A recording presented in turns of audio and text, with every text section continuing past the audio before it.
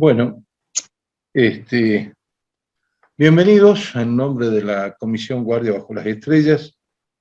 Tengo el honor de recibirlos hoy en este 1 de diciembre para hablar de un tema que por ahí no es muy frecuente. Estaba previsto otro tema para hoy, pero bueno, a veces las problemáticas de este mundo moderno nos obligan a cambiar los temas, así que bueno, yo voy a afrontar hoy la tracción a sangre. La tracción a sangre como armas de guerra y como transporte. Así que me voy a adentrar a este tema. Voy a tratar de que vayamos encontrando un poco de lo que fue la evolución del caballo como arma de guerra, pero también vamos a empezar un poquito antes con, a ver si funciona alguno de los, acá. A lo largo de la historia, los seres humanos hemos enfrentado guerras desde prácticamente el inicio de la humanidad, y la infantería, es decir, el soldado de a pie, fue durante muchísimos años de nuestra historia el más importante elemento de la guerra. Allí vamos a pasar varios siglos donde la infantería fue cambiando tácticas, aprendiendo el arte de la guerra, a manejar lo que ha sido la estrategia en todo el tiempo. Así que vamos a ver ese periodo de la historia de la humanidad con la infantería como cabeza. A lo largo de la historia también se han usado otro tipo de animales. Los cartagineses usaron los elefantes, que les daba una plataforma de superioridad con la cual tenía prácticamente la misma actitud bélica que las torres que en el periodo de las legiones romanas se utilizaban, más el poderío de un animal como el elefante. Las legiones romanas usaron perros entrenados. Yo podría también pensar en el dromedario o en el camello, utilizado también como elemento en las guerras en los grandes desiertos. Pero bueno, el caballo fue el elemento que vino a modificar la guerra. La domesticación de los caballos, primero para el trabajo agropecuario y el trabajo en el transporte y el traslado de las cosas. Podemos ver cómo desde esos pequeños caballos que dieron origen a las razas actuales, hubo no solamente una evolución en el animal, sino también en las diferentes razas que se fueron desarrollando en la historia de nuestra humanidad. El primer elemento que surge 2000 años antes de Cristo, en el cual el caballo participa y le da una nueva forma de combate, es el carro de guerra. En el carro había el conductor, lo que tenía un soldado para la defensa y arqueros y lanceros, lo cual también daba una nueva forma de combate. El desarrollo del carro en Egipto fue muy importante. Podemos pensar que se le agregó peso, se le agregó una serie de elementos que lo hacían mucho más efectivo en el combate, pero también le daba la debilidad del peso. Recordemos, por ejemplo, en la Biblia, en el Antiguo Testamento, cuando Moisés cruza el Mar Rojo, el problema de los carros del faraón era el peso, justamente. También ese desarrollo bélico hizo que ya el carro no actuara de una forma solamente acompañando a la infantería o estuviera sumada a una pequeña caballería, sino ya actuaban los carros en grupo y actuaban transportando arqueros, lanceros, de jabalinas, que le daba realmente al combate una fortaleza y una velocidad que realmente no se había conocido hasta ese momento.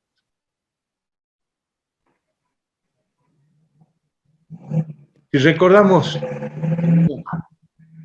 viendo el caballo en el combate, y venimos medio tratando de seguir la cronología de los años, ¿no? Homero, en su Odisea, allá por el siglo VIII a.C., hace esta mención al caballo de Troya, ¿no? a la forma de usar la figura del caballo, ese elemento tan importante y que empieza a darle estatus, porque el caballo, el mantener el caballo, el amansar el caballo, el crear el caballo tiene un costo alto y lo tuvo en todas las épocas. Entonces era un poco el caballo que no se usaba para la guerra, era un lujo. Y ya empieza a plantearse como un muy buen obsequio la escultura de un caballo. Tampoco me quiero ir por las ramas, porque si no voy a terminar dentro de 15 días.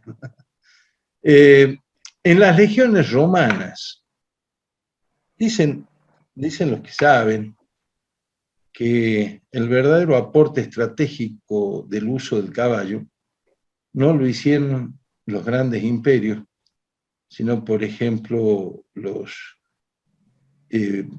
grandes movilizadores, como por ejemplo Atila, ¿no? Las legiones romanas, para que tomemos una dimensión, 3.000 hombres y había en esa legión romana solo 300 jinetes. Entonces, más los carros, más el resto, ¿no? Pero la legión romana principalmente era infantería. Y bueno, llegamos al siglo IV antes de Cristo, aparece esta figura realmente innovadora en la estrategia, como fue Alejandro Magno, y allí es donde empezamos a ver el caballo de batalla de una forma diferente, haciendo cargas de caballería y desarrollando estrategias en el medio de la batalla que realmente sorprendían al enemigo. Las reformas que vamos viendo en el camino, en el uso del caballo, casi todas están también referidas a la evolución de los arneses, de la forma de amancia, y vamos viendo cómo va creciendo el uso del caballo, pero también van usándose diferentes tipos de elementos para manejar el caballo. Durante el Imperio Romano, en esta época antigua, empezaron a haber unos jinetes medio extraños, ¿no? Uno de esos eran los partos. ¿Qué sucedía? ¿Cuál era la magia que tenían? Habían cambiado su forma de montar, lo cual le permitía girar sobre la montura, en un amague de estar huyendo, giraban y lanzaban flechas desde el caballo hacia atrás, con lo cual realmente lo agarraba desprevenido el enemigo. Ese fue un avance estratégico muy, muy importante para la historia. Eso tiene un poco ya en el año 400, ya después de Cristo, aparece Atila, el azote de Dios. Y realmente el perfeccionamiento del estribo hace que vaya tomando una nueva utilización, el manejar el caballo con las piernas, el permitirle tener un control tal que le da libertad al jinete en su torso para utilizar las manos de forma libre, cosa que también hemos de ver después.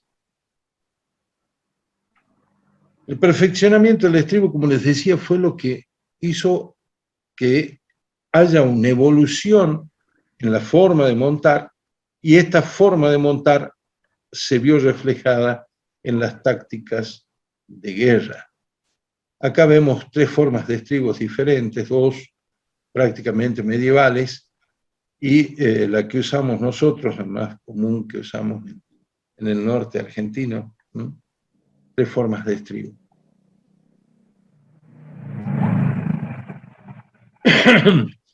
En el medioevo, es decir, desde el siglo V a el siglo XV, el medioevo abarca 10 siglos, desde esas hordas que se sucedían con los bárbaros y que fue el final del Imperio Romano, la caída de Constantinopla, hasta los pesados caballos de las lidias medievales, que por ahí vemos en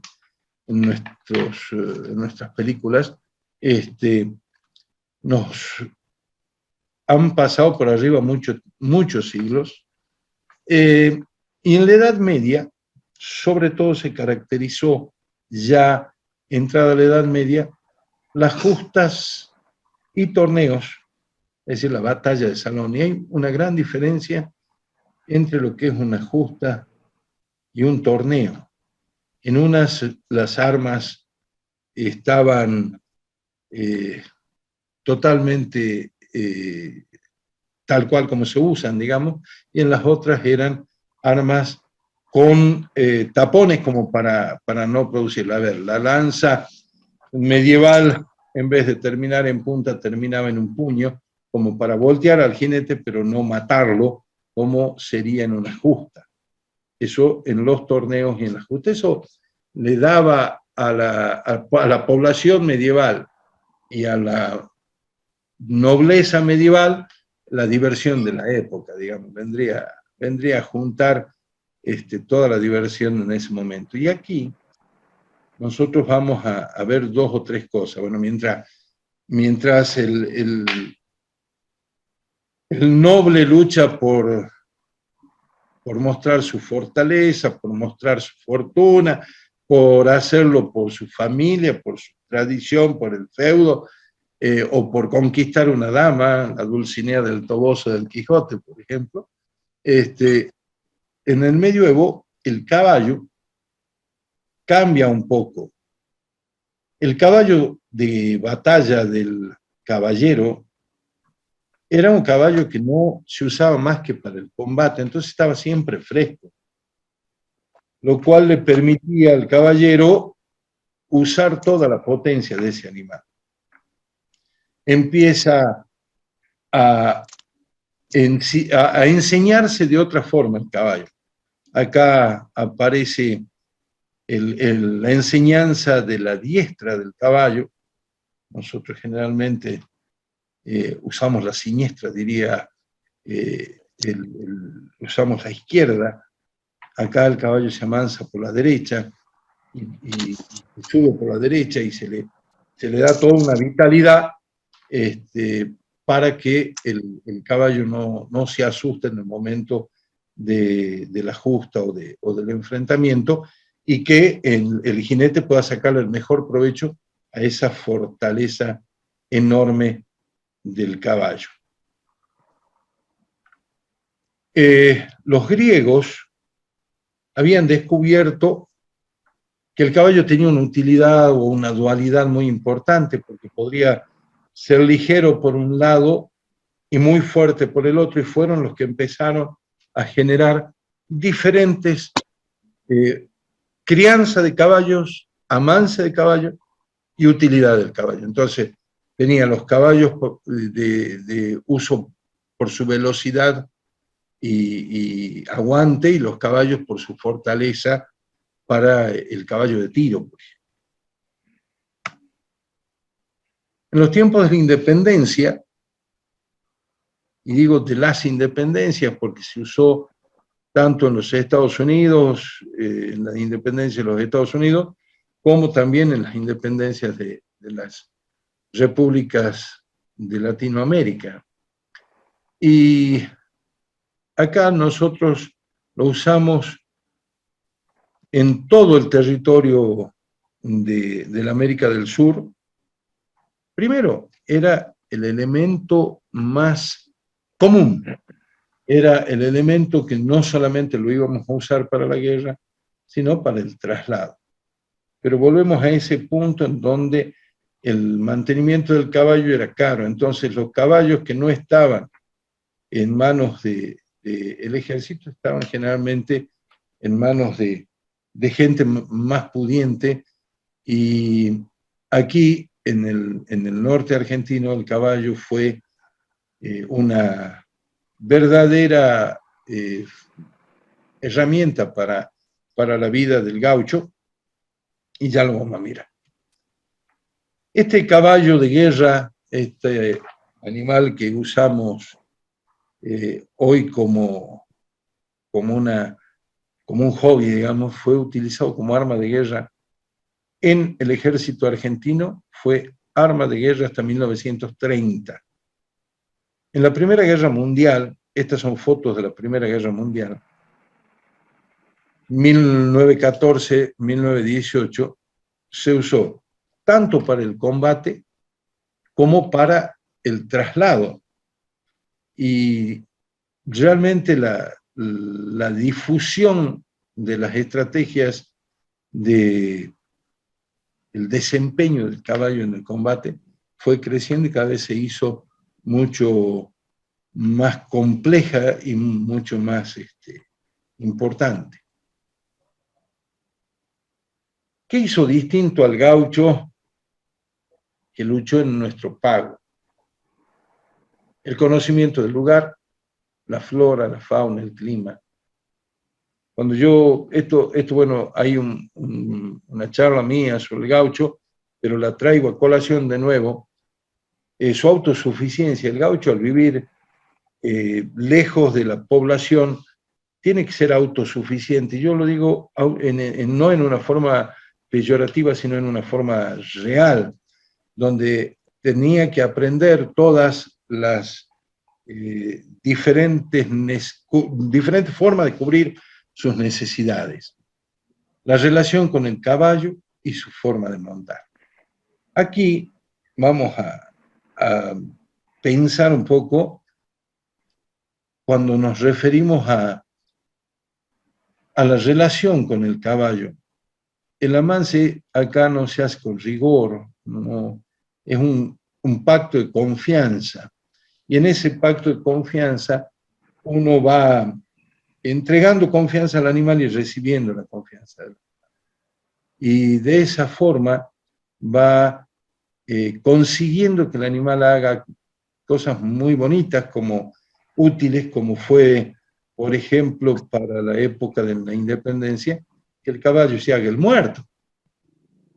De esa forma,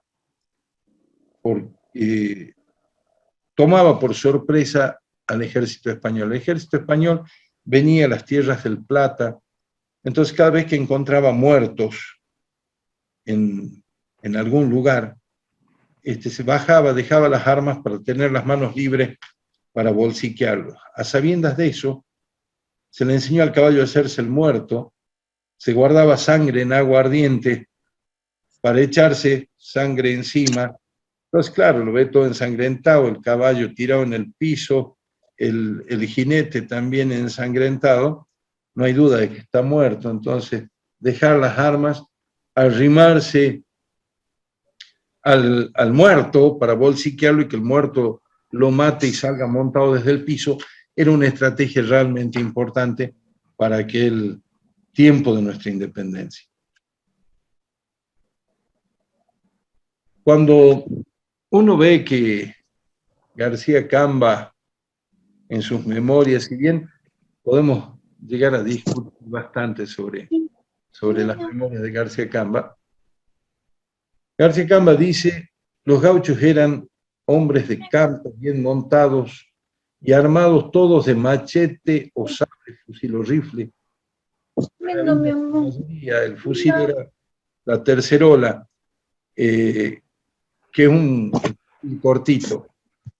Yo le voy a pedir, hay alguien que tiene abierto el micrófono, le voy a pedir que lo silencie, por favor. Bueno, García Camba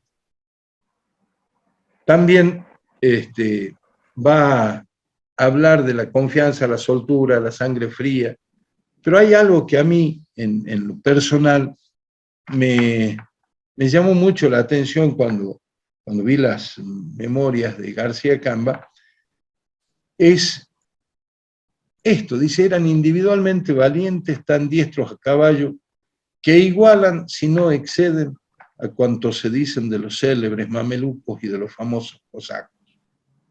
Es decir, García Camba está comparando a los gauchos de Güemes con los ejércitos montados más temerarios. Los mamelucos, aquellos que sacaron del África a Napoleón, y los cosacos que lo sacaron de Rusia a Napoleón. Entonces está comparándolo con los ejércitos montados más poderosos del mundo. El licenciado Jorge Sáenz, en una charla sobre estrategia, la terminó con una frase que me pareció fantástica, porque dice que, como creyente, pensaba que en el más allá se podrían encontrar Güemes y Napoleón. Y Napoleón le preguntaría a Güemes: ¿cómo hiciste para vencer a los que me vencieron? Entonces creo que esa frase, imaginada por Sáenz en boca de Napoleón, creo que también se hace evidente cuando generales que combatieron contra las huestes de Güemes fueron considerados como los hace García Camba, ¿no? Realmente importante. Voy a hablar del transporte. Muchas veces la inmediatez que hoy tenemos en el mundo moderno nos hace pensar en cosas diferentes, ¿no? O sea, queremos por ahí mirar la historia con los tiempos de hoy y no con los tiempos de la historia. Y voy a hacerlo desde lo más pesado, digamos, en el transporte. Esto vendrían a ser el transporte de carga de la época, vendrían a ser los camiones de la época, los carros pesados. Los carros pesados podían ser tirados, como vemos, por muchos caballos o por grandes bueyes. Generalmente, este tipo de carro eran muy utilizados para lo que vemos, el transporte de cereales dentro de rangos no muy largos por el esfuerzo que hacían estos animales, ¿no? Y acá entre nosotros, más o menos, podían cargar hasta 15 toneladas. Eran realmente unas moles estos carros, ¿no? Después teníamos esta era la carreta. La carreta vendría a ser el vehículo más usado para el traslado de mercadería. No era una cosa muy grande, porque en realidad toda la apariencia que tiene, pero sí permitía el traslado de cosas muy grandes. Yo, cuando tengo la oportunidad de hablarle a los chicos de cosas de de antes. Yo le digo, por ejemplo, nosotros tenemos la concepción de que cuando se rompe un espejo hay 7 años de mala suerte. Y justamente el espejo era un símbolo de poder, ¿no? Uno no ponía el espejo para peinarse, uno ponía el espejo en el comedor para que vean la importancia familiar. Entonces, generalmente se hacían grandes marcos de plata o de madera tallada y se mandaba a construir el espejo, que se hacía con nitrato de plata, era muy costoso. Y resulta que, claro, cuando eso que me había costado mucho tiempo conseguir se rompía, me quedaba en el salón principal el agujero enorme del espejo y yo tenía que empezar la terrible tarea de volver a construir el espejo. En estos carros, en estas carretas, se cargaba el marco y a paso de buey se viajaba a Buenos Aires o a Lima para cargar eso en los barcos que lo llevarían a Europa, de ahí a la fábrica de espejos, esperar el tiempo que fuere necesario para empezar el retorno. Claro, parece facilísimo. Las carretas, como les decía, no eran muy grandes, 5,80 por 2,60 de ancho. No es muy grande. Viajaban generalmente en grupos, pero demoraban, por ejemplo, de Salta a Buenos Aires, entre 10 y 12 meses. Luzzatto tiene un poema ahí en el Romancero de Güemes, tiene un poema que habla del año de viaje. En el libro El Fiscal, de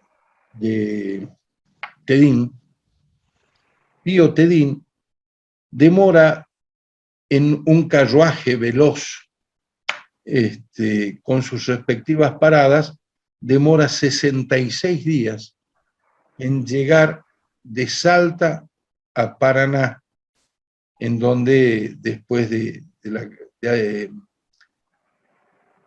va a ser nombrado fiscal de la nación, va a ser el primer fiscal de la nación. 66 días para hacer más o menos 1.000 kilómetros, 1.100 kilómetros. Cuando hablamos de peso, en aquella época se usaba la arroba, no la arroba que usamos hoy, sino la arroba como medida de peso. 11,5 kilos es más o menos el valor de la arroba. Y las distancias se medían en leguas. Hay dos versiones de la distancia de la legua. En España, la legua medía 5.572 metros con 7 décimas. Acá en el Río de la Plata estaba la legua de posta. La legua de posta, más o menos 4 kilómetros, 4.189 metros según la medida establecida. Pero, por ejemplo, para que tengamos una idea, yo puse aquí algunas distancias. De Mendoza a Buenos Aires, 261 leguas, 1.512 kilómetros. De Jujuy a Buenos Aires, 408 leguas, eso equivale a más o menos 1.709 kilómetros. De Salta a Buenos Aires, 392 leguas, 1.642 kilómetros. Parece facilísimo si uno piensa que había caminos como tenemos hoy. Estaba el camino real, pero el camino real era más o menos embocable al lugar donde estaba la posta. No existían los caminos como tales. Por eso se llevaba siempre un encargado de mantener la dirección, es decir, siempre tenía un vaquiano que se adelantaba al grupo de carretas para ver si había crecido el río, si era factible pasar, cómo era la cuestión. Y acá yo puse algunas de las dificultades que podían enfrentar en ese camino. En el caso de este viaje que les comentaba de Pío Tedín, de 66 días para llegar a Paraná, realmente no tuvieron dificultades y él dice que fue un viaje fantástico. Pero imaginémonos el cruce del río Juramento, por ejemplo. El cruce del Juramento requería un día prácticamente de forma normal, con una posta de cada lado del Juramento para acarrear las mercaderías, después hacer cruzar la carreta, porque en algunos momentos el Juramento era tan caudaloso que tapaba las ruedas de una carreta, entonces había que ver cómo se hacía. Yo les cuento que el salvavidas de esa época había dos tipos, uno era con panza de burro, pero como la panza de burro se usaba para sombrero, muchas veces no era conveniente en los usos como flotadores, sino con cuero de vaca atado, le decían las pelotas flotantes, se las llenaba de paja para que floten, y bueno, se ponían varias pelotas para poder hacer el paso de un lado al otro. Y generalmente la gente, mayormente indios, con el tiento en la boca para poder pasar el río y desde allí tirar las cuerdas que iban a hacer pasar la carreta o lo que uno necesitaba, la carga. Acá hay algunas cosas, otro, por ejemplo, se viajaba en grupo en las carretas porque, claro, por ahí eran atacados por salteadores, por ahí atacados, dependiendo para qué zona fuera, también por malones de indios, salteadores, es decir, había una serie de problemas. Por ahí, en las pampas se hablaba de los perros salvajes, entonces para evitar que le muerdan las patas a los bueyes, se hacían esos círculos que solemos ver en las películas de cowboy. Contra los indios, bueno, se hacía ese círculo de carretas para la protección de los animales, más que nada, para que no huyeran los animales. Y bueno, después el camino con barro, acá abajo, realmente era toda una tarea y salir de esa situación, aún hoy es compleja con todas las posibilidades que tenemos hoy, en aquel momento era un esfuerzo bastante importante. Las postas. Por ejemplo, vuelvo al libro El Fiscal porque hace una descripción hermosa, ahí están todas las cartas que él manda a su señora y a su familia, y él le dice que no había podido descansar en la posta, en una de sus cartas, porque había mucha gente, y era una sola habitación llena de camas. Las postas no eran hoteles de 5 estrellas, era una habitación con camas sin colchón, sino con tientos de cama, y darle de comer a lo que había.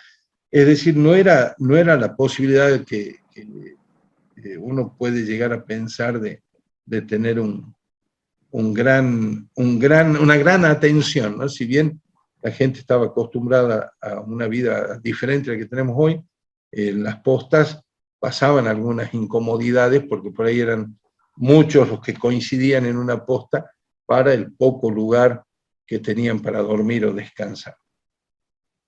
El camino de las postas, que gran parte de ese camino se ha reconstruido en la parte de la provincia de Córdoba.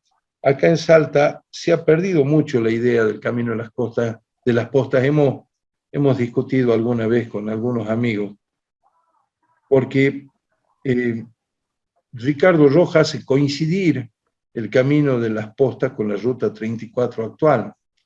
lo cual los obligaría a cruzar 3 veces el río. Y si era todo un problema cruzar una sola vez, cruzar 3 veces, era triplicar el problema. Y si ustedes han ido a Juramento, ahí a donde está el sitio histórico de la Jura de la Bandera, si ustedes cruzan el río, van a ver que si toman hacia mano, viniendo hacia Salta, hacia mano izquierda, es decir, hacia el oeste, ustedes van a hacer un camino diferente y van a poder ir por Peñas Azules a lo que hoy es el Cabra Corral, es decir, se podía salir en el Bañado, en el Carril. Ese era el camino del Bajo.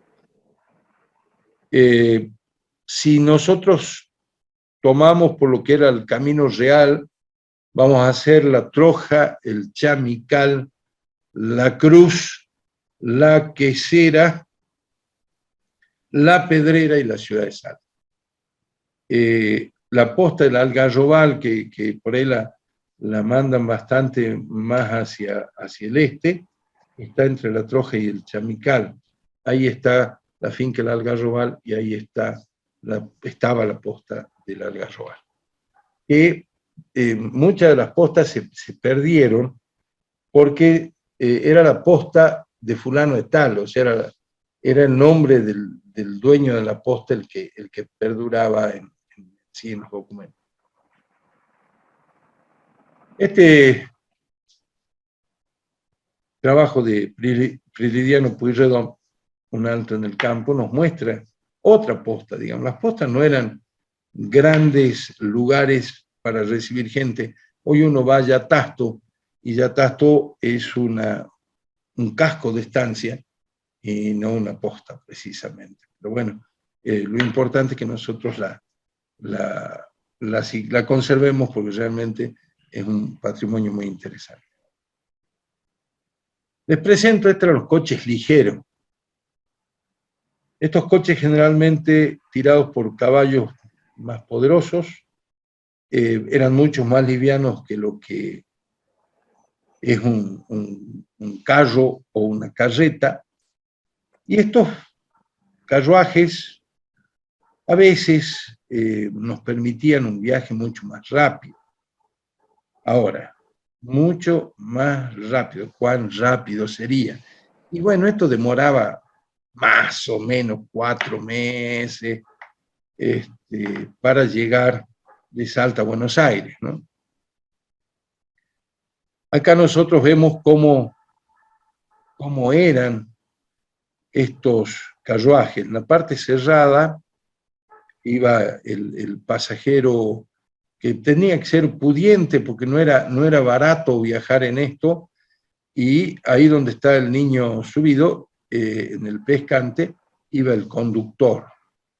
Ustedes se imaginan, hoy nosotros nos quejamos con aire acondicionado, con una serie de cosas que tienen los vehículos de hoy. Imagínense en las salinas ir en un carruaje de estos. Si bien eran los vehículos modernos para su tiempo y eran los vehículos más rápidos. En uno como este fue Tedín a Santa Fe, a Paraná, en 66 días. Esto ya era un coche deportivo. Esto ya es para pasear, es un vehículo donde no vamos a transportar más que carga. Una de las cosas que yo suelo contar también es que la gente no tenía, como tenemos hoy, que roperos, placares y demás para la ropa. Generalmente una habitación de la época tenía el catre, la cama, un lugar para poner la vela, por si necesitaba prenderla de noche, y un baúl, en donde lo que entrara en el baúl era la ropa que uno podía usar. Entonces no había un gran desplazamiento en equipaje, excepto los grandes viajes que van a surgir un poco después del tiempo al que estamos haciendo referencia. Hay gente que que por ahí puede decirme, sí, pero bueno, San Martín fue con 4.000 libros al Perú.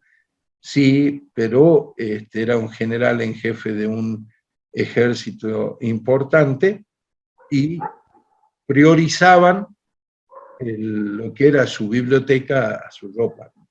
Ahí era una gran prioridad. Esta es la sopanda en que Belgrano arengó a la tropa para el 20 de febrero, se encuentra en el Museo de Luján. La sopanda es un tipo de carruaje mucho más evolucionado porque tiene estos sistemas de amortiguación. Ustedes imagínense, tenían asiento de madera, era los caminos un desastre.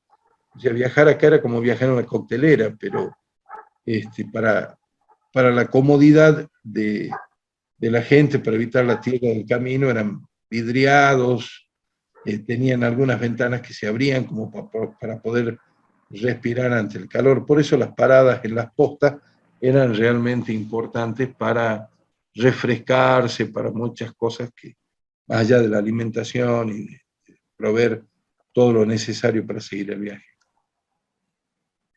Acá vemos una Buenos Aires del 1900, donde vemos diferentes tipos de carruaje y ya vemos los primeros tranvías tirados por caballos, ¿no? Esto es un poco lo que se venía, ¿no? O sea, íbamos a después reemplazar los caballos por motores. El viaje de la carreta era muy largo, el viaje en los vehículos más simples, más livianos, se hacían generalmente en forma más rápida, consumían más caballos, había que tener mucho... vuelvo a contarles rápidamente, les muestro las diapositivas por lo menos.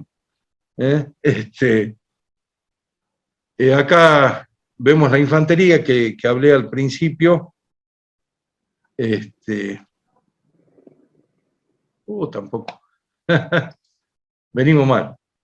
Bueno, acá tengo lo que hablaba al principio de la importancia de la infantería. Después hablamos de los cartagineses y los elefantes que le daban la plataforma para poder combatir. Entonces las podemos ver acá.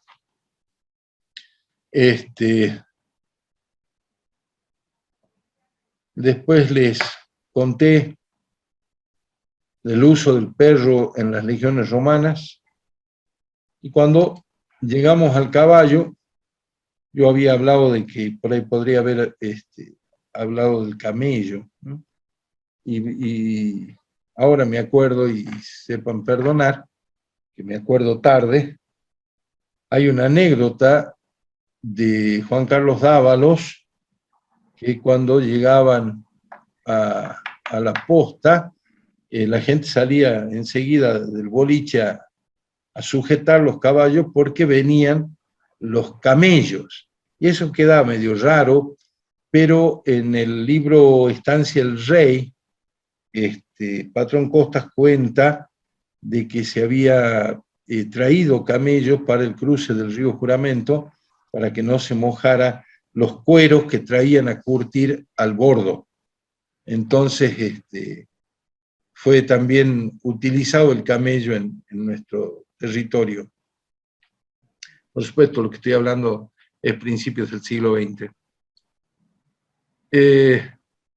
Después utilizamos el caballo en los carros, 2000 años antes de Cristo.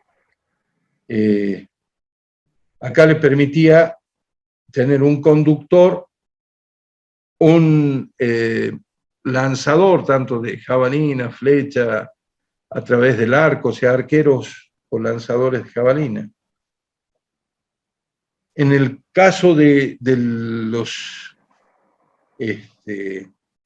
los egipcios, ellos perfeccionaron muchas cosas, pero también le agregaron peso a los carros, con lo cual fue en algún momento una forma diferente de enfrentarse.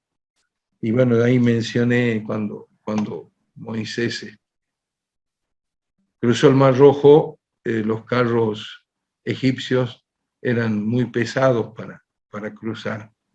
Y bueno,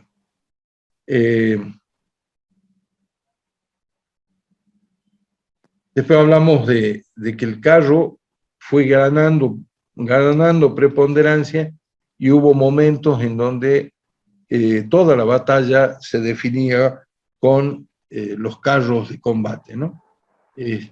Lo cual le dieron a la batalla una fortaleza y una perfección diferente, una utilización diferente, y realmente era muy potente lo que se generaba en ese momento.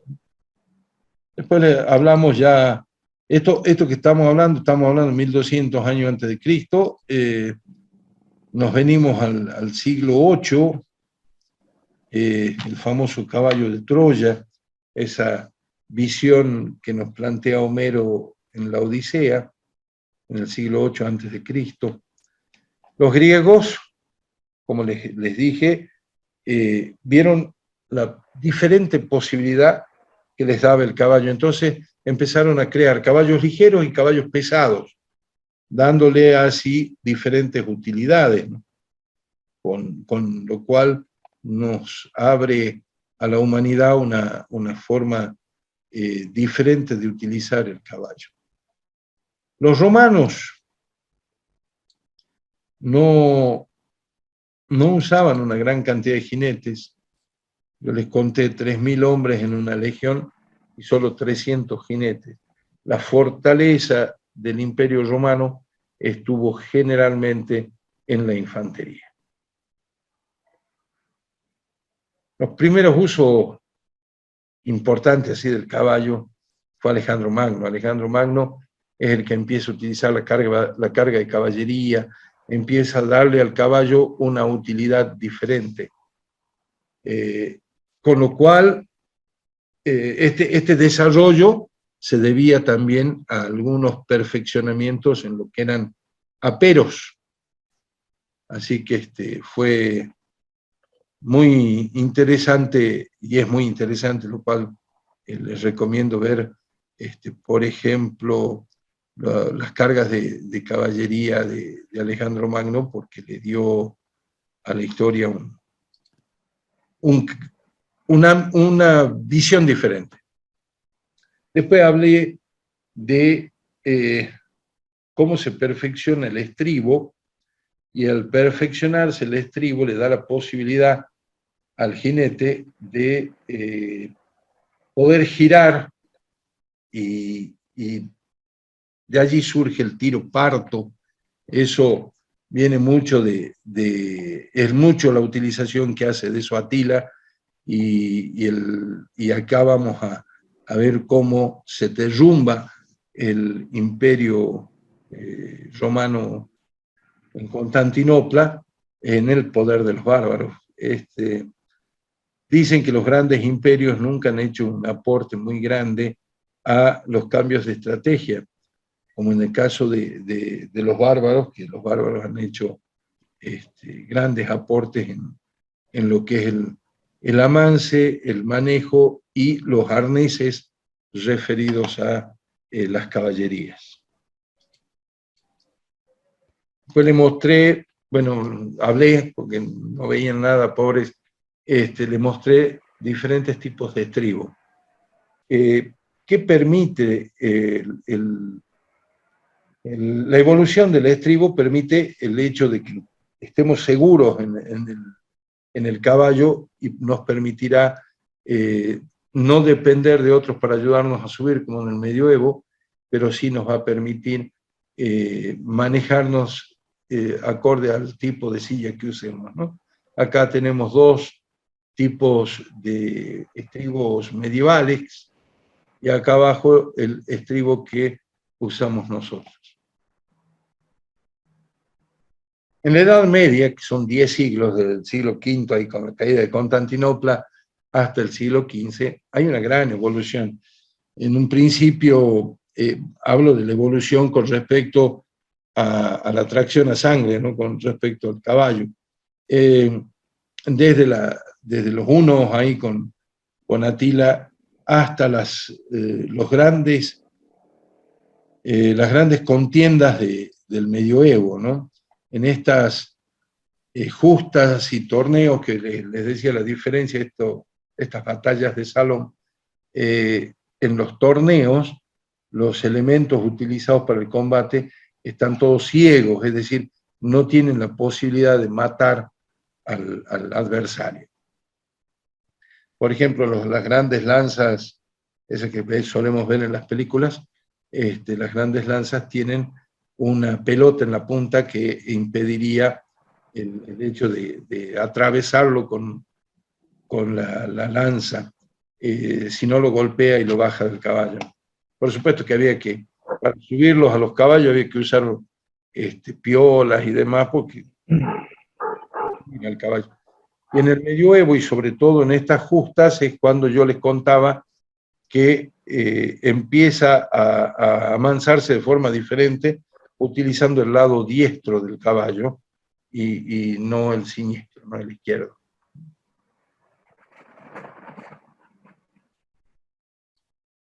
En las independencias de toda América, el caballo fue fundamental, realmente fue un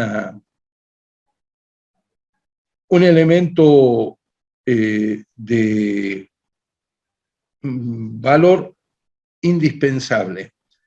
Y bueno, recordemos que las estrategias utilizadas definían en la caballería. La caballería era el cuerpo de élite, la caballería era lo que terminaba el combate, ¿no? Era el gran poder del combate.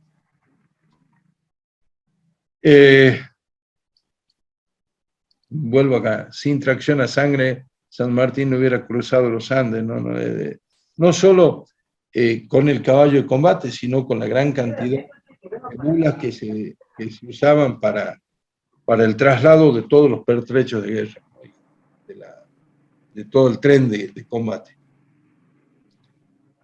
En la Primera Guerra Mundial, 1914-1918, el caballo fue fundamental. Era el arma de guerra más importante y el arma de traslado de todos los enseres para la guerra. Acá arriba vemos en las trincheras llegando los caballos con munición, los caballos con alimento. Esto me llamó la atención y por eso lo puse, como han hecho para cubrir de los gases a los caballos, ¿no? Tratando de hacer una máscara de gases para los caballos. Recordemos que en esa guerra empezó la utilización de químicos como elementos para la guerra. ¿Qué hace diferente al gaucho? El conocimiento del lugar, el manejo de la región.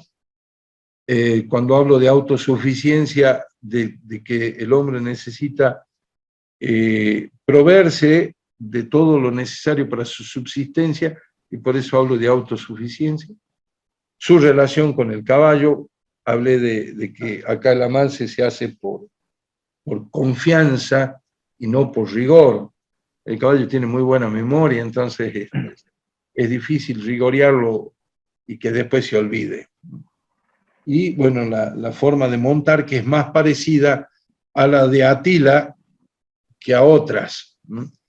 A nosotros nos permite la forma de montar estar pegados al caballo, tener las piernas en contacto con el caballo, por eso nuestra silla pero tiene el guardabarro, que es para no ensuciarse la ropa con la transpiración del animal, y nos permite también, al tener las riendas unidas, tener las manos libres para poder utilizar las dos manos en el combate. Eso hizo diferente lo que pasó acá en el norte argentino.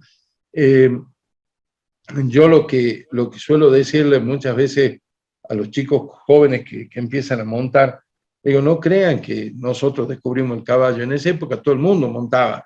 Lo que pasó acá es la suma de muchas cosas. Ahí conté que le enseñamos al caballo a hacerse el muerto, entre muchas de las cosas, ¿no? Entre otras es arrastrar ramas para levantar mucha tierra mientras se golpean los guardamontes, porque la ecuación de la época era mucha tierra, mucha gente, mucho ruido, mucha gente. Entonces, claro, tenían tierra y ruido, había mucha gente, si eran pocos había que huir, y por ahí eran 4 o 5 que hacían huir a un número mucho mayor. Por contarles algunas de las cosas que se me ocurren en este momento. Hablé de García Camba, y aprovecho y se los leo. Los gauchos eran hombres del campo, bien montados y armados todos de machete o sable, fusil o rifle. En este caso habla de la carabina de caballería, que es la tercerola, que es un fusil más corto, que no son fusiles, sino son mosquetes más cortos, de los que se servían alternativamente sobre sus caballos con sorprendente habilidad, acercándose a las tropas con tal confianza, soltura y sangre fría que admiraban a los militares europeos. Eso dice García Camba.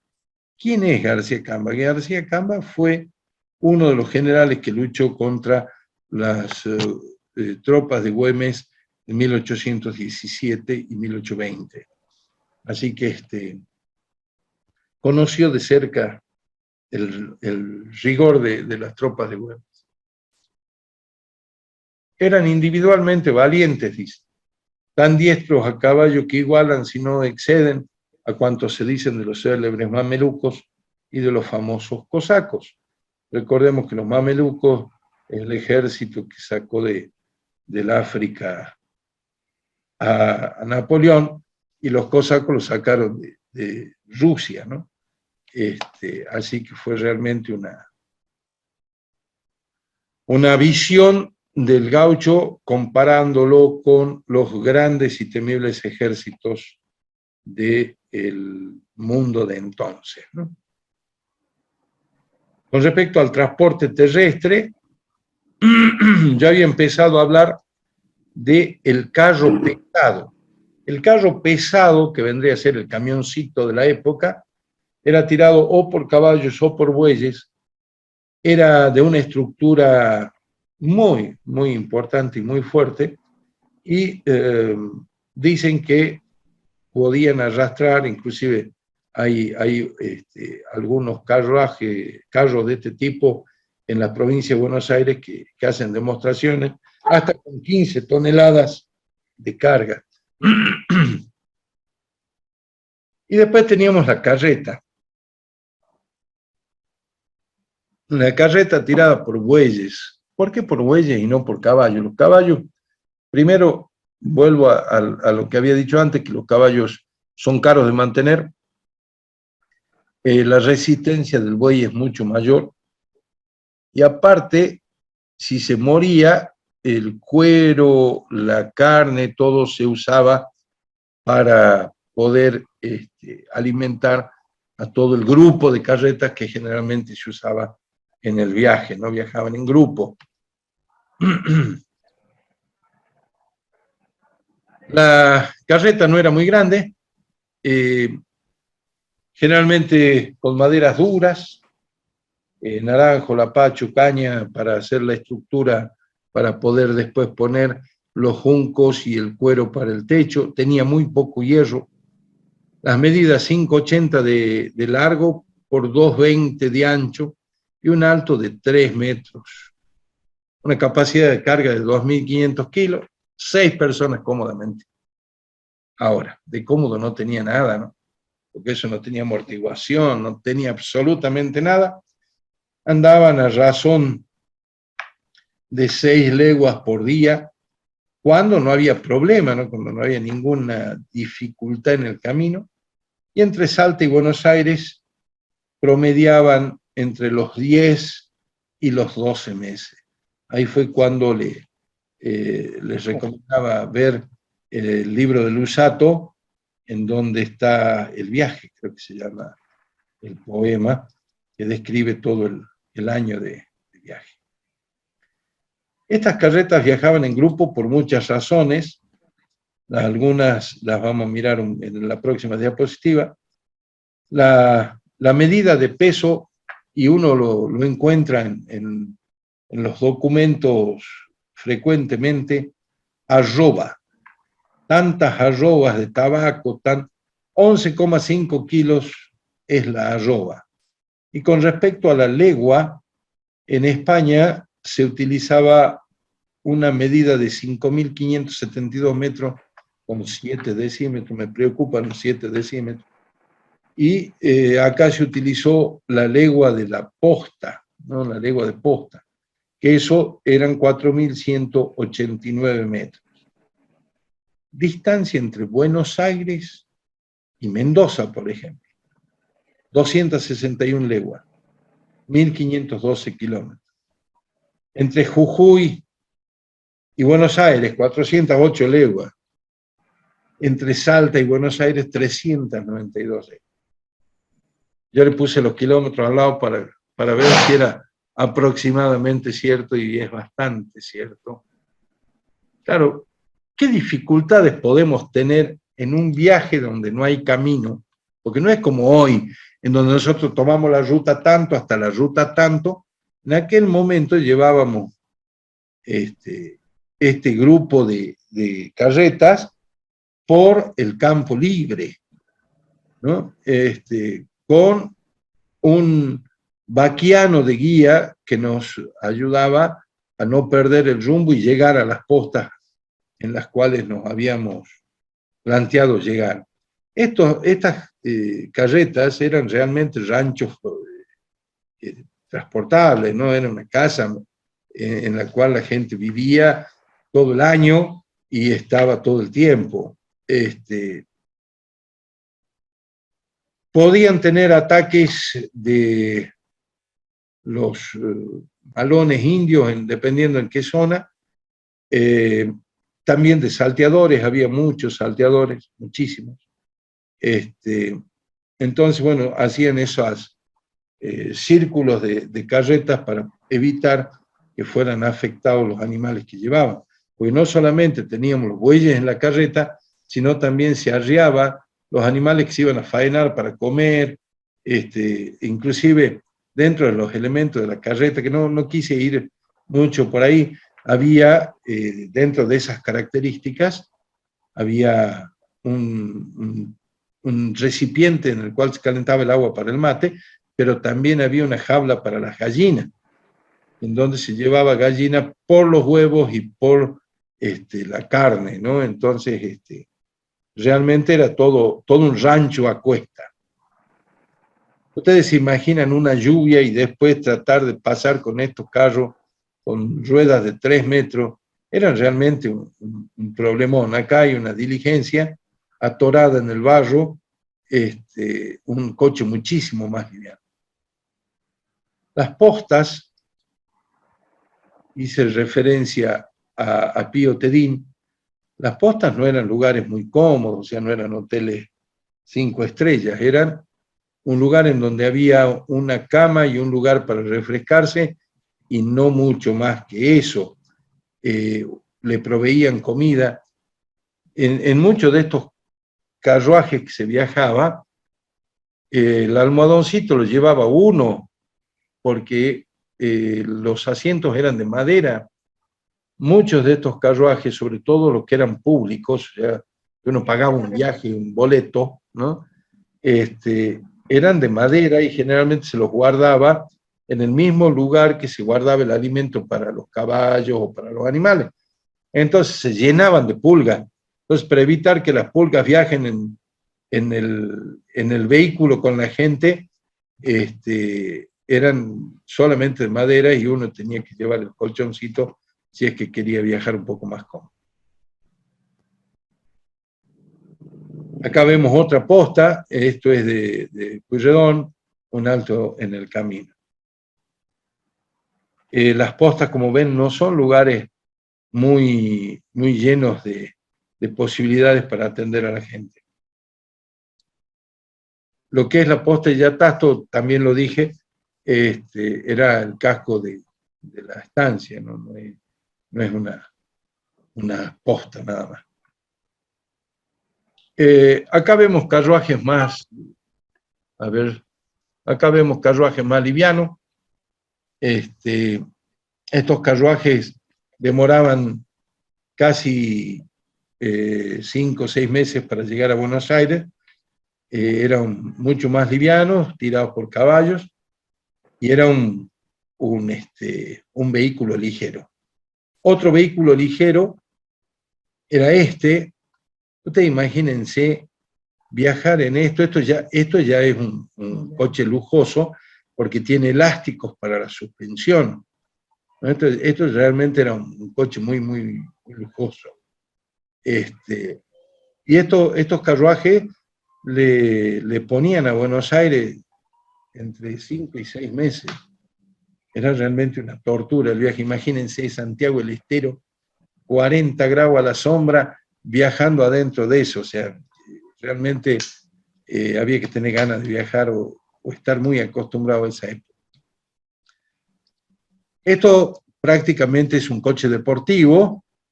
Yo les conté cuando mostraba esto, yo les decía de que no teníamos mucho equipaje, la gente no se preocupaba mucho por la ropa. La habitación era el catre, una mesa en donde poner la vela y los fósforos, y después de eso el baúl, que uno lo subía a este tipo de carro y seguía viaje, o a la diligencia o al viaje que uno hiciera, ¿no? Acá tenemos la sopanda. Desde esta sopanda arengó a la tropa el general Belgrano, se encuentra en el Museo del Transporte, ahí en la ciudad de Luján. Este es un vehículo también de avanzada debido a este sistema de hacerlo más mullido, ¿no? Este sistema de mejora que ya tenían estos carros. Buenos Aires del 1900. Esta Buenos Aires esta foto la elegí porque tiene varias formas, ¿no? Tiene un carro acá, un carro de campo, tiene diferentes tipos de carruaje, algunos como estos que nosotros hemos visto como lecheros o como cargadores de venta de enseres, y el tranvía tirado por caballos. Por eso elegí esa foto para mostrarla. Cuando se habla de los viajes, uno hoy tiene otra visión. En esa época estas diligencias generalmente llevaban no solamente el conductor, sino también llevaban varios para la protección de quienes iban en ese camino, ¿no? Acá tenemos la diligencia que hacía el transporte público entre Mar del Plata, cualquier cosa puse, ya que estamos, lo corrijo, Mar del Plata a Balcarce, de forma frecuente, ¿no? Empezaba a ser el colectivo de transporte en ese momento. Y ahora vamos a los dos más rápidos del momento. El mensajero militar. El mensajero militar era lo más veloz que se conocía, pero aún así el viaje de Buenos Aires a Salta, o de Salta a Buenos Aires, no demoraba menos de 23, 24 días. Por eso uno piensa en la Revolución de Mayo, y fíjense que se conoce la Revolución de Mayo el 1 de julio en Salta, ¿no? De 1810. Y más allá del mensajero militar, tenían después, ya se empezó a utilizar el chasqui.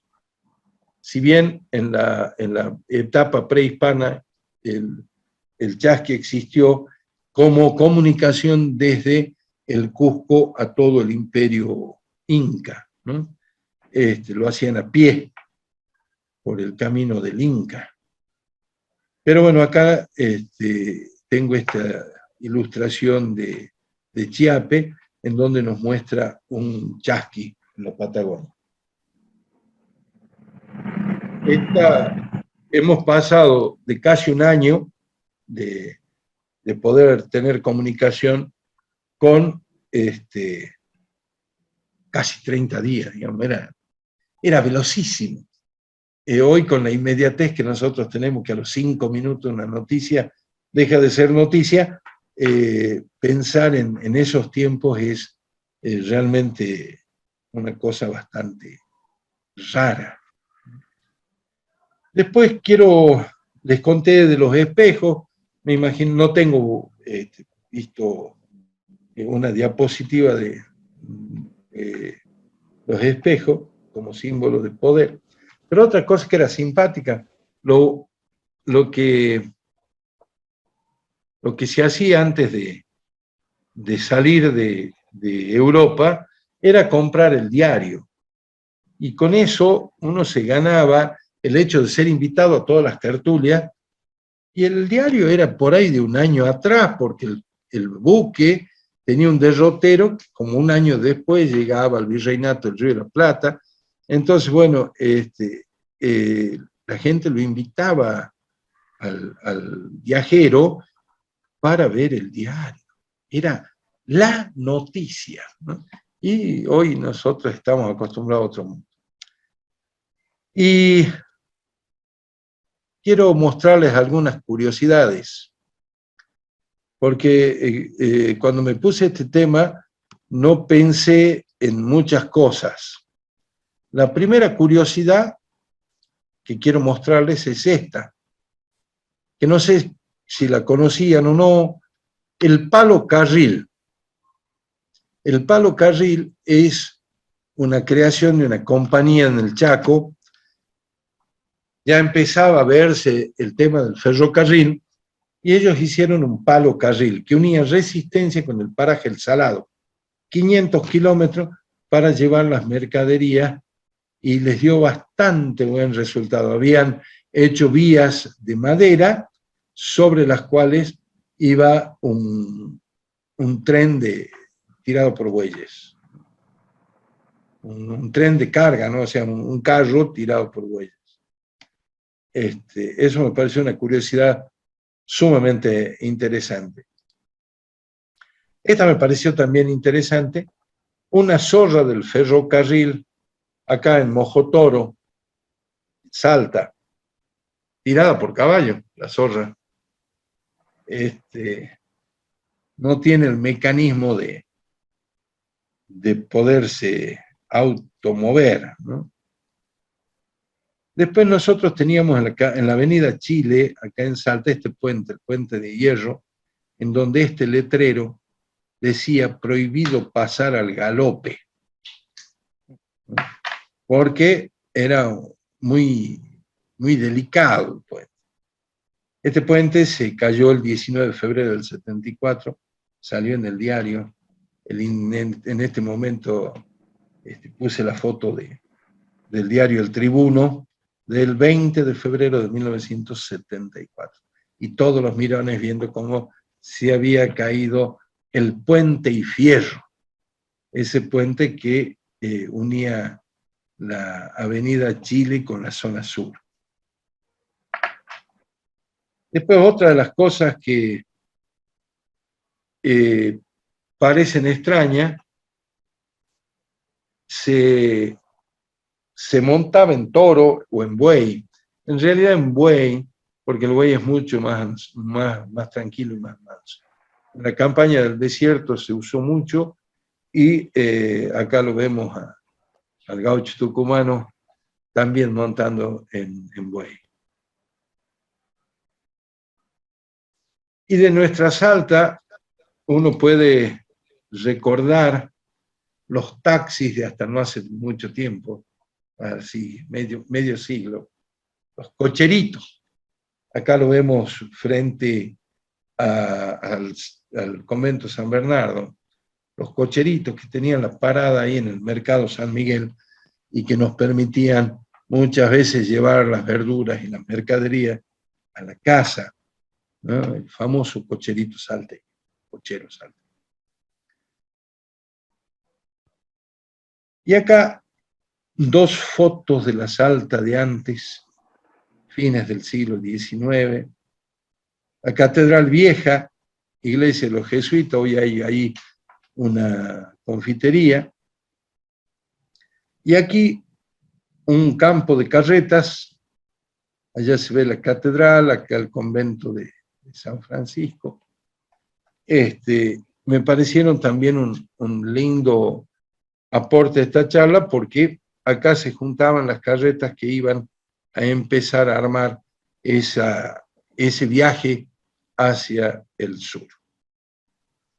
Y acá con estas fotos finales yo termino de mostrarles lo que me parece interesante.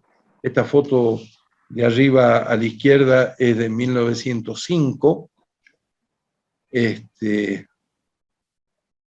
Tenemos acá el cochero y el paisano con un sombrero de panza de burro.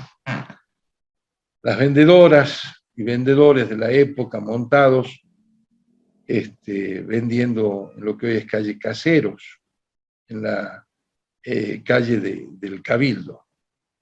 Y acá, adentro del Cabildo, la parte de los carruajes allá en el fondo, el carruaje que era de pompa fúnebre, que generalmente llevaba caballos blancos y muy ornamentados, un carro de trabajo y un coche liviano.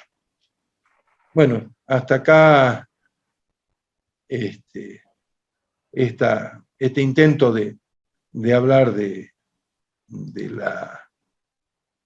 la época colonial y de los que ha hecho el aporte del transporte en su momento y la guerra y su evolución con la tracción a sangre.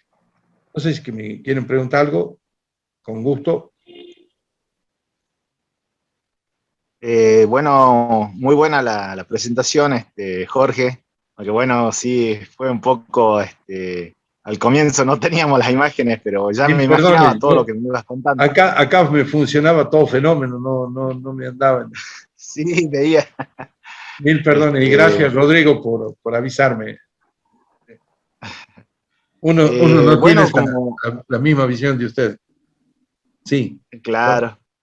Bueno, como creo que es, la temática habla sobre el tema de la movilidad, de la guerra, creo que no escapa a este tema los caballos de Güemes. Los caballos de Güemes creo que es un apéndice importantísimo, digamos, en la vida del general, ¿no? Porque él tenía dos caballos, el gateado y el tordo, que eran sus favoritos. Así Claro. que estos animales creo que en la historia muy poco se los conoce, realmente he visto de la historia de Güemes, pero Güemes sí los tenía como favorito estos dos caballos, más mayormente al tordo, que hay una anécdota que él, el salto del tordo creo que se llama la anécdota, que una vez algunos enemigos creo que eran, no le creían que tenía tanta capacidad él de andar en el caballo y hacía esos saltos increíbles que hacía, así que le juega una apuesta a Güemes. Y él acepta la apuesta y le dice que, bueno, en algún momento le va a demostrar que él puede saltar con el caballo tan alto como decía. Que después, como vimos, sí lo pudo hacer cuando salta a los realistas Sí. cuando están el 7 de junio. Así que en una oportunidad esta gente estaba en una esquina charlando ahí sobre la vida y aparece Güemes con su caballo el tordo y hace una embestida y lo salta. Así que queda como todo sorprendido de que realmente Güemes era muy capaz, digamos, en este sentido. Y quiere que te cuente algo bueno, vos lo debes haber leído. Hay una anécdota que dice que cuando fue herido ese 7 de junio, y va a cruzar el puente del Tagarete de Tineo, golpea con tanta fuerza el tordo sobre el puente que deja su huella marcada. Pasaron los años, eso lo describe Paulino Arroyo, ¿no? Y Claro. pasaron los años, y un día en el Tuscal de Velarde, el Saro Marinaro me dice de que él había estado en el traslado de los restos de Güemes de la urna al sarcófago. Y digo, ¿y qué había dentro? O sea, un poco tratando de saber algo más de lo que uno puede. Dice, estaba en los huesos, había pelo, había ropa. Y dice, y había un ladrillo. Cuando mi hijo abrió un ladrillo, se me iluminaron los ojitos. Y le digo, ¿cómo era el ladrillo? De eso, ladrillo cuadrado, viejo. Dice, vos describime el ladrillo. ¿Y qué querés que te describa? Dice, era igual, dice, ladrillo. Digo, pero no tenía nada el ladrillo. Sí, dice, de un lado, dice, tenía como una marca, así como la punta de una herradura, me dice, así. Digo, le digo, ya sé dónde está el ladrillo del puente, donde el tordo golpeó para dejar su marca en la historia. Así que mirá, si no eran bichos importantes. Y después me ha hecho acordar a un amigo que también ganó una apuesta, pero estaba en un ruedo de jineteada, y uno hace una demostración, dice, a mí mi caballo me sigue a donde yo vaya. ¿Sí? Sí. Que te va a seguir, empieza, viste, todo el ida y vuelta, y le dice, sí, dice, a mí me sigue. Entonces, entra al ruedo, y antes de entrar se mete una bolsita de plástico en el bolsillo. Entonces él le saca el freno al caballo y empezó a caminar haciendo sonar en el bolsillo, con la mano en el bolsillo, hacía sonar la bolsita de plástico, ¿no? Y el caballo iba por detrás, prácticamente en el hombro de mi amigo, sin aflojarle un tranco. Claro, porque él lo había amansado con pan, igual que yo a la Dulce, la amansó con pan. Entonces él sentía el ruidito del papel y pensaba que tenía pan. Entonces iba por detrás en busca del pan y ganó la apuesta también. Por eso hablaba del amance con confianza y con afecto, es la forma en que nosotros usamos acá en el norte. Así que mirá, Claro. hay millones de anécdotas para contar con caballos. Sí, seguramente, sí. Bueno, yo no quería dejar pasar esta, era importante justo en la temática de los caballos, de todo esto. Güemes tenía sus caballos favoritos. Después lo que me interesó también era lo que contaste de los camellos que había en Salta. Muy interesante eso. No sé en qué bibliografía me decís que se encuentra esto. En el libro Estancia el Rey, de Roberto Patrón Costa. Ahí está el dato de quién lo trajo, cómo lo trajo, para qué lo trajo, cómo lo usaban. Y después Juan Carlos Dávalos habla de que cuando estaban en el boliche, en Lumbreras, creo, no recuerdo con exactitud, pero estaban en el boliche, y claro, a determinada hora empezaban a ladrar a los perros mal, ¿no? Entonces salían todos corriendo para agarrar a los caballos. ¿Por qué? Porque pasaban los que venían con los cueros para traer a la curtiembre de Campo Santo, del Bordo, venían con los cueros y al trote de los camellos, ¿no?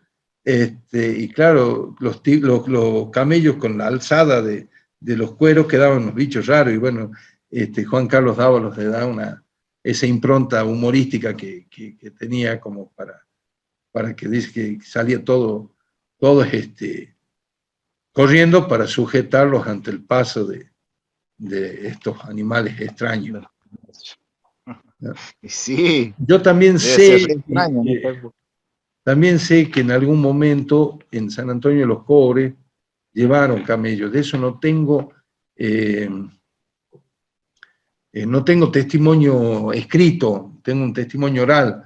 Tendría que ponerme a buscar y no siempre me acuerdo y no siempre tengo tiempo para hacerlo, en San Antonio de los Cobre llevaron para hacer pruebas de adaptación y ver si daban más resultado como animal de carga en la zona, y llevaron camello y se los entregaron a un maestro que estaba ahí en la escuela, y bueno, el maestro los encerró en la escuela para que esperen hasta que vuelva, y no volvió, y los camellos se murieron ahí en la escuela, ¿no? Pero eso yo lo escuché de don Lutz Witte, que hacía ese recorrido en camión. Pero bueno, por ahí, bueno, si alguien tiene la posibilidad de tener documentación de eso, sería fantástico. Así que tenemos muchas cosas para recordar con la atracción a sangre, ¿no? Creo que es parte de nuestra historia. Así que... Sí, seguramente, y creo que algo muy fundamental también, y se me estaba olvidando, era las mulas, porque en Salta, Claro. me parece que mucho más que los caballos eran las mulas, porque nosotros acá teníamos la feria más grande del mundo, que era la de La de Sumalao. Sumalao. Así, claro, Sí. Sumalao, así que no sé si los gauchos en sí utilizan mucho más mulas que caballos, me parece. Lo que pasa, a ver,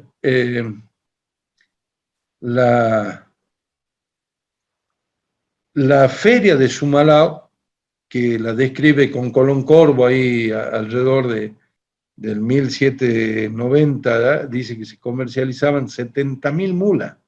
Salta tenía 8.000 habitantes. Te podés imaginar lo que significaba económicamente para Salta, pero no eran mulas que se criaban en el territorio de Salta, eran mulas que se criaban en Córdoba, en Tucumán, en la zona norte de Santa Fe, y las traían, las engordaban en lo que es el Valle del Lerba, y las pasaban tanto a las minas del Alto Perú como al Perú y a Chile, ¿no? Así que bueno, los arreos de mulas primero y de vacas después hizo famoso el comercio salteño.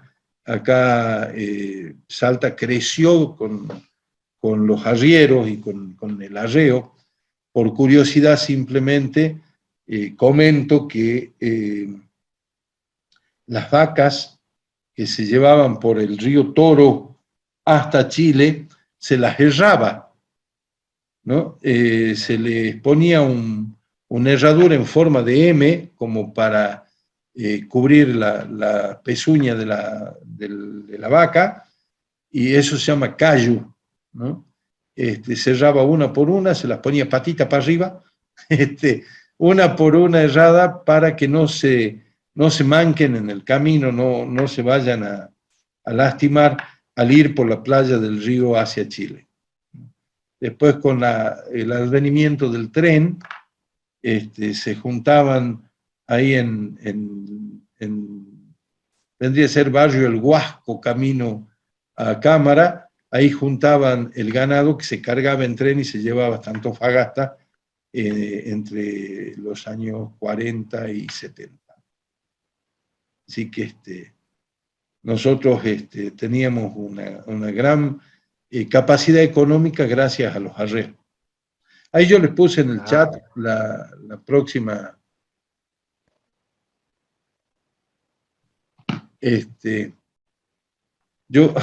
Acaba de entrarme un mensaje que se ve en la pantalla primera nomás, medio tarde, porque ya solucionamos. Gracias, Juan Carlos, por el mensaje, pero llegó tarde.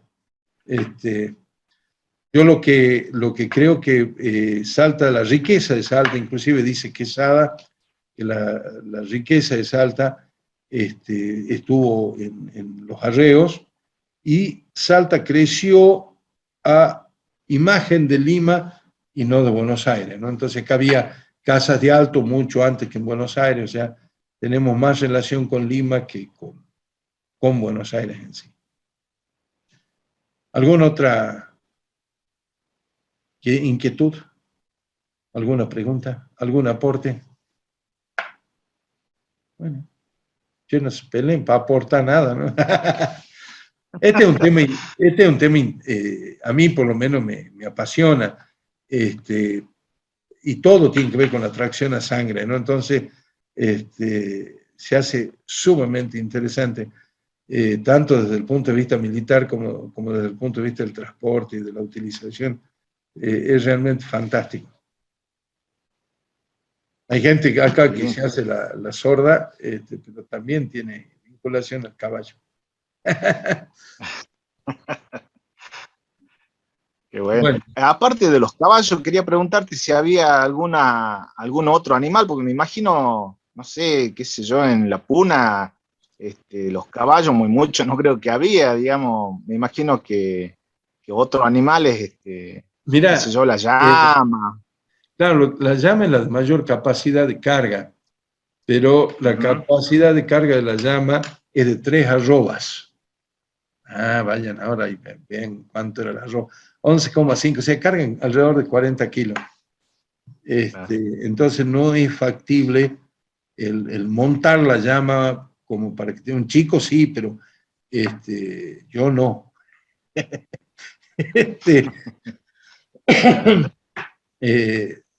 Y, por ejemplo, una mula cargaba alrededor de 12 arrobas. O sea, la mula es un animal de mayor carga. Después, por ejemplo, en la puna es muy poco factible que el caballo aguante. Sí, la mula, y sí el burro, y sí el caballo petizo nuestro, el caballo serrano nuestro, que no es un caballo extremadamente fuerte, pero sí con una resistencia increíble. Para el tamaño que tiene, sí, tiene mucha fuerza, ¿no? Pero son realmente bichos muy, muy interesantes. Y en la época de Güemes, solo caballo, entonces. Mulas, burros, todo eso era fundamental. Lo que pasa, bueno, también en algunas partes, como en la Patagonia, yo no encontré la foto, yo la vi en algún libro, viste, las cosas que vos ves así de pasada te llaman la atención, decía, y después ya no me acordé más, dónde lo vi, ¿no? Que es montando en buey a Roca en la campaña del desierto. Mira, interesante. Pero no me acuerdo dónde lo vi, entonces no puedo manifestar mucho más que eso. Pero sí, montar en buey era alguna de las ventajas, ¿no? Porque el andar del buey al tranquito no es muy difícil, pero tiene una virtud, no necesita tanta agua como el caballo, digamos, ¿no? El caballo consume unos 50 litros de agua por día, ¿no? El buey consume menos. Y sobre todo, como es un rumiante, es más fácil la alimentación en los lugares donde no hay mucho pasto, ¿no? O sea, vos soltas un caballo, vos vas a caballo y el caballo está con hambre, lo más probable es que se ponga a tratar de comer, digamos, ¿no? El buey no tanto, el buey va rumiando y se hace el opa, y va viento en popa. Por eso, lo que pasa es que, bueno, necesita fortaleza y nosotros no tenemos grandes animales fuertes como para poder a educar para que nos lleven, o sea, si tuviéramos elefantes, si tuviéramos ese tipo de elementos, de ese tipo de animales, claro, tendríamos otras cosas, pero fuera de la llama no conozco en la puna animal que pueda llevar carga. Y bueno, pues bueno, mula, burro. Y de acá nosotros hemos ido perdiendo algunas cosas con respecto a los caballos. Hemos perdido el caballo salteño de paso, que era un caballo con alzada mucho mayor que la del peruano, con los cuartos traseros más desarrollados, por el paisaje nuestro, o sea, eran caballos con más fortaleza en las patas traseras, en los cuartos traseros, lo cual le permitía una forma de moverse acá mucho mejor, ¿no? Así que hemos ido ¿Y perdiendo. de qué época Discúlpame, sería Jorge, ese el, No, sí, siguen, discúlpame, Jorge, en el caballo salteño de Paso, ¿de qué época estás hablando? ¿Eso es de la época de Diez Barrantes? claro, es un poquito anterior al Guaypo, a Diez Barrante. Empieza a surgir en el principio, a fines del 1900, a fines, perdón, del 1800, principios del 1900. Un gran aporte hace la yeguada de la finca Las Moras, y el Guaypo 10 Barrante es el que hace la característica de la raza, ¿no? Después la fuimos perdiendo por competir a nivel internacional con el peruano, pero por Y por traer ejemplo, la sangre peruana. claro, claro, pero en esa época esos caballos, a ver, nombro gente que a mí me consta que tenía esos caballos y hacía el trayecto desde Finca Cámara en Rosario Lerma hasta el desfile en Salta y volvía a Finca Cámara en un día. Era Sergio Fermoselli y 10, y ellos venían desde ahí, digamos, ¿no? Claro. Venían desde Cámara al desfile. Y bueno, Desfilaban, pegaban la vuelta el mismo día. claro, terminaba el desfile y se volvían. Ah. Así que hacían como Sí, 90 hay un recorte de diario que en algún momento lo busco, lo encuentro, mejor dicho, y te lo paso, donde 10 Barrantes hace como la presentación, o en realidad le hacen una nota a él como el único que seguía manteniendo la sangre del caballo salteño, Claro. que después Bueno, se pierde, y bueno, y está el peruano. y claro, lo que pasa es que inclusive hay una canción de Ernesto Day que se la dedica a ese caballo, ¿no? Caballo salteño de Paso, que en realidad se convirtió después en el caballo argentino de Paso, con esa descripción veterinaria, porque Diez Barrante era veterinario, entonces él Sí. hizo todos los pasos necesarios para generar la raza. Eso fue en la década del 60, si mal no recuerdo. En fines del 50, principios del 60. Y él le dedicó mucho tiempo a esa raza y era creador de esa raza, como lo eran los changos de Cámara, ¿no? O sea, Antonio Diez y todo ello.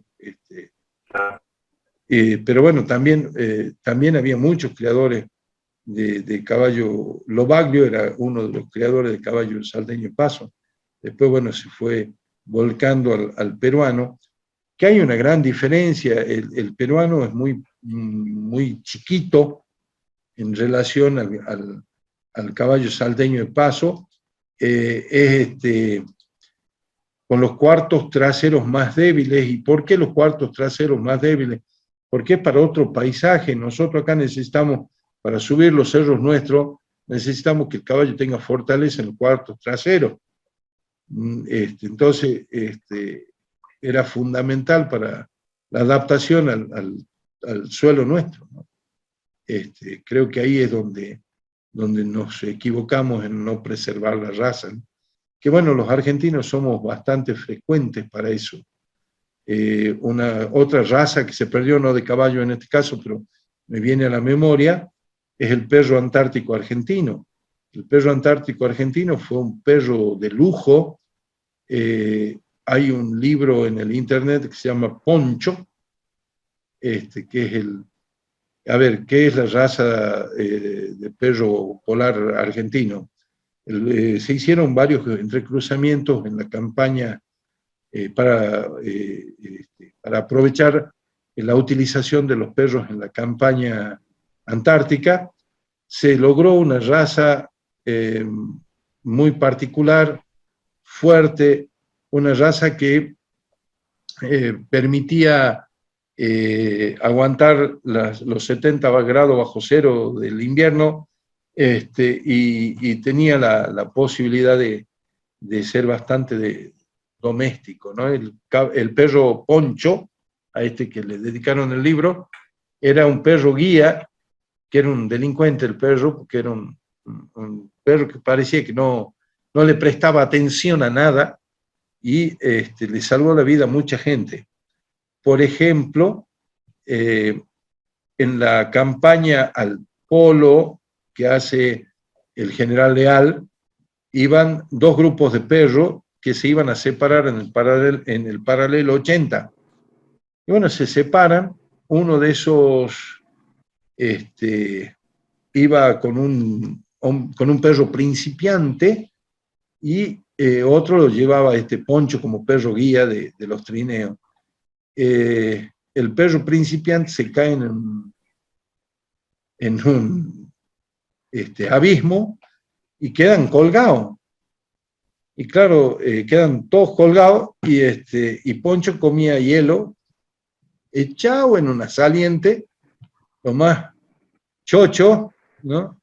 Hasta que le dieron la orden de salir, y el perro empezó a pechar, y arrastró a todos los otros para afuera, y le salvó la vida al guía y a los que iban con ellos. Y en otra oportunidad hicieron un salto, todo eso está en el libro que se llama Poncho.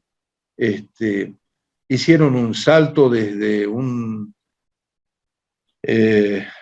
avión para rescatar unos científicos, y cuenta el instructor de Poncho que parecía que Poncho trotaba en el aire con el paracaídas puesto, ¿no? Y bueno, cuando llegó, los agarró una tormenta y se perdieron los guías. El guía le dio la orden de volver a casa a Poncho, y Poncho empezó en el medio de la nieve, de la tormenta de nieve, a meterle pata, y cuando creían que ya estaban totalmente perdidos, apareció una luz, y era la estación Esperanza, en donde lo habían criado a Poncho. Así que llegó a casa, digamos, llevando a los científicos y a todos los otros con los perros, ¿no? El perro es muy interesante, está embalsamado, lo tienen en el museo en Tierra del Fuego, pero esa es una raza que perdimos, porque cuando llegó la orden de que no se tuviera animales, porque se les enrostraba a los perros el hecho de que contaminaban a los animales salvajes de la Antártida, y los obligaron a sacarlos de la Antártida. Y los llevaron a Tierra del Fuego y se murieron de calor. Esto parece una joda, pero se murieron las hembras por el excesivo calor que hace en Tierra del Fuego. Imagínense, acostumbrado a 70 grados bajo cero, lo lleva, lo trae, lo pone a 1 grado y parece que lo estuviera haciendo frito. Así que perdimos la raza del perro polar antártico. Perdón la cháchara. No sé si alguien quiere decir algo. Hola, buenas noches. Hola, Darío, ¿cómo tú vas? ¿Cómo estás?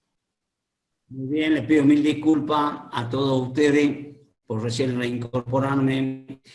Acabo de llegar. Estuve escuchando el tema de los animales, de transporte que sabíamos tener antiguamente, y las cosas muy importantes que están manifestando con respecto a ese perrito. Algo de eso tengo conocimiento, y tenemos lugares que ya nacieron en la Antártida, pero no son de nuestra raza. Realmente son traídos de zona europea, zona de frío. Ya cambió el sistema y todo eso. Por eso es que, como decís vos, teníamos nuestro propio perro, nuestro original. y lo hemos perdido porque siempre tenemos nosotros de ver lo de afuera y no lo positivo y lo nuestro, que son cosas nuestras naturales y que están adaptadas perfectamente a esto.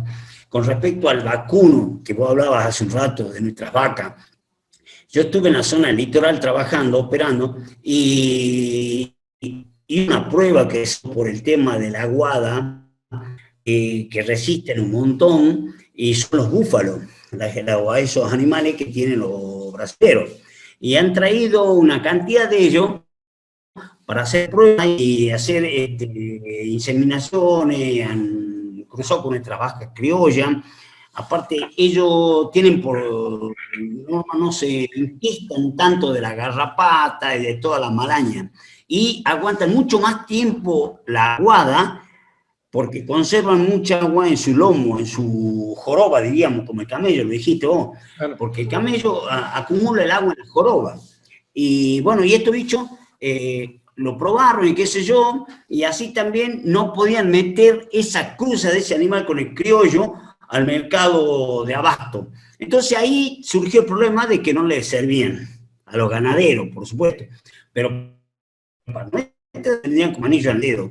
¿Por qué? Porque es un animal fuerte, es un animal duro, que se la banca con la poca vegetación que tenemos nosotros, las aguas, y de calzarle buen transporte, para calzarle buen peso arriba, y son muy nobles para transportar, excepto que haya un poco de celo, pero son muy nobles para transportar. No olvidemos que en el África y en un montón de lugares a los caballos les llevan, a las vacas, perdón, las llevan con una argolla de la nariz, lo transportan como si fuera un perrito más, ¿viste? Pero que son muy nobles para transportar. Y a nuestro pobre burrito cada día está peor la cosa, cada vez dejando más de lado, lo están abandonando. Pero es triste. Sí, sobre todo en la zona del Valle Calchaquita, plagado de burro. Bueno, ¿alguna otra? Te hago una acotación de lo que dice Darío, Darío.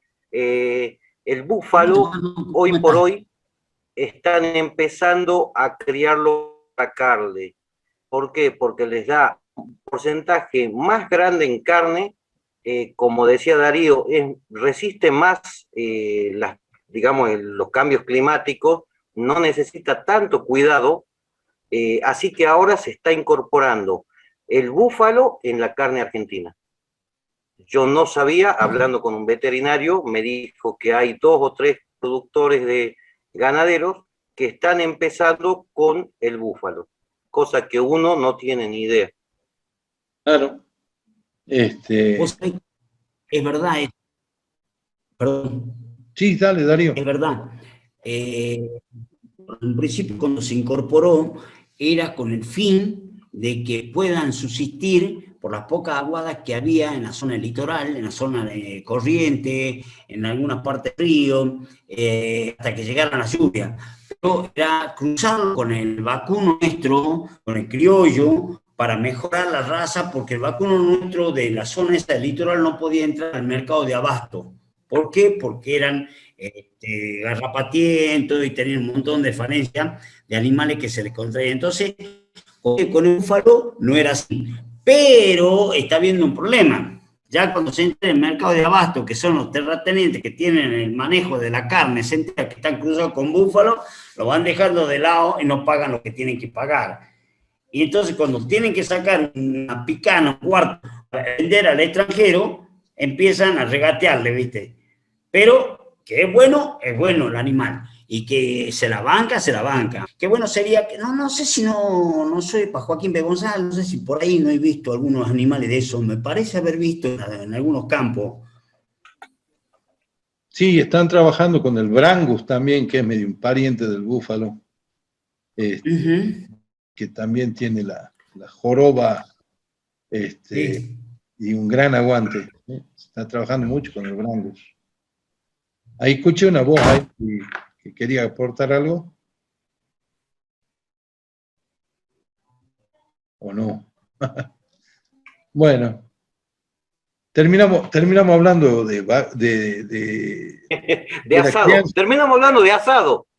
Sí, esa es la que más me gusta, te cuento, ¿no?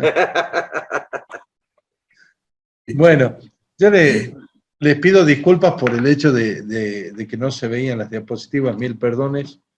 No era mi intención, sino todo lo contrario. Les agradezco el haberse conectado para esta charla.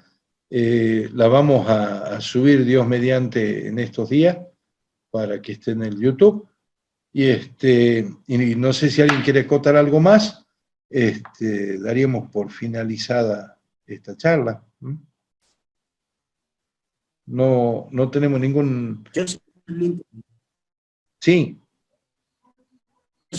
le agradezco de corazón todo lo que están haciendo y vuelvo a reiterar y a repetir, esto sería muy importante llegarlo a hacer a la escuela. Estoy dispuesto yo sanamente, con la imagen y la presencia de ustedes, de llevar esto a las escuelas primarias estatales. Que todo esto los niños no lo saben, y los maestros menos, porque son maestros jóvenes que no han vivido una realidad, y no han vivido lo que es un campo, no han vivido lo que es un animal de campo, y todo esto le vendría como anillo al dedo. Ahora, queda de parte de ustedes, y yo ser el lazarillo de ustedes para guiarlos. O sea, guiarlos en el sentido de que ustedes van a hacer lo que van a hablar, y yo voy a mirar de la puerta, por supuesto. Sí, no hay problema. Sabés, Darío, que estamos a disposición. Con gusto. Bueno, les agradezco. Damos por finalizada la charla. Gracias por los aportes, por estar presentes, y gracias por compartir. Ahí les subí al chat la próxima reunión. Creo que ahí vamos a poder disfrutar de algunas tradiciones, alguna medicina tradicional nuestra, y espero que hable de comida, porque es un gran cocinero el orador del día 15. Así que bueno, también les voy a reenviar para que se acuerden en esa semana. Muchísimas gracias. Una pregunta, Jorge, antes que pasemos al final. En algún momento estimo yo de que nos podemos juntar personalmente con los muchachos que están frecuentando este espacio para coordinar algo y ver si podemos meter un proyectito dentro de la escuela, y toda esta actividad que vos la estás manejando, que para mi gusto es perfecto. Entonces, y a la vez yo, que tengo un esposo que es docente, que es director de una escuela, me dice que le viene como anillo al dedo. ¿Por qué? Porque realmente, lo vuelvo a reiterar, nuestras instituciones no están teniendo esta historia que vos estás manifestando, tanto como lo hizo el doctor anteriormente en el programa anterior, y en esta que se va a venir de aquí, que ya se están saboreando algunos del pucherito que van a comer. Ojalá sea así ahorita. Bueno, muchísimas gracias. Esto va a estar a disposición en el YouTube, y Darío, lo que quieras, vos sabés que estamos a disposición. Acá hay algunos chavos que son más difíciles que la tabla del 0. Así que bueno, nos juntamos cuando quieran. Les mando un abrazo, que Dios los bendiga, muchas gracias. Chao. No, gracias a vos. No, gracias. Saludos a todos, un gusto. Gracias a todos. Gracias a todos.